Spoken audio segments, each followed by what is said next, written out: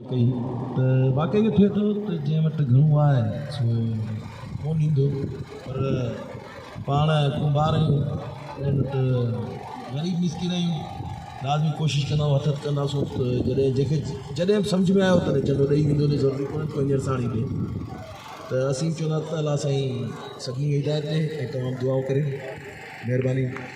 ॿी इहा ॻाल्हि आहे त तव्हां तइलीम जे हवाले सां ॻाल्हि कयो, हाणे उहो मूंखे सम्झ में कान आई, पर असां इहो ई चाहियूं था त कुंभार जो हर नंढो वॾो,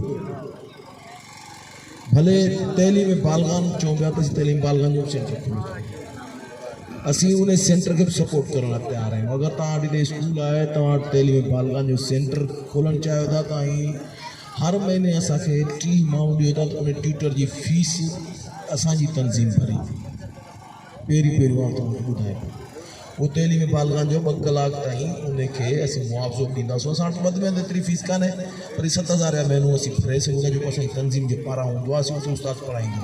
बाक़ी 30 जा माण्हू अगरि तव्हां वटि थियनि था कोन तइलीम बालगान, बाक़ी ॿारनि जी तइलीम जो मसइलो आहे त उहो असां तव्हांखे सवेल ई चयो आहे साईं त तव्हां ॿारनि खे इंटर करायो, तव्हांजी यूनिवर्सिटी जो ख़र्चो असांजी तनज़ीम भरींदी, गारंटी सां। इहो कोन था चऊं, पर इहो पिया ॿुधायूं त असां वटि उहे मुखैर वेठा आहिनि, उहे कुंभार ॿी का ज़ात कोन्हे, उन्हनि उहिदनि ते वेठा आहिनि, के DGM पोस्टुनि ते वेठा आहिनि, के GM पोस्टुनि ते वेठा आहिनि, के डॉक्टरनि वॾे, ईअं सम्झो त हेडक्वाटर ते के MSN, के इंजीनियर सभु वेठा आहिनि, जंहिंखे बि असीं अर्ज़ु कंदासीं हिकिड़े माण्हू खे पढ़ाए सघे। पर पहिरीं चवंदा आहिनि त असीं त हिकिड़ो क़दम वधूं, 100 क़दम तॾहिं वधंदा जॾहिं असीं हिकिड़ो क़दम वधंदासीं।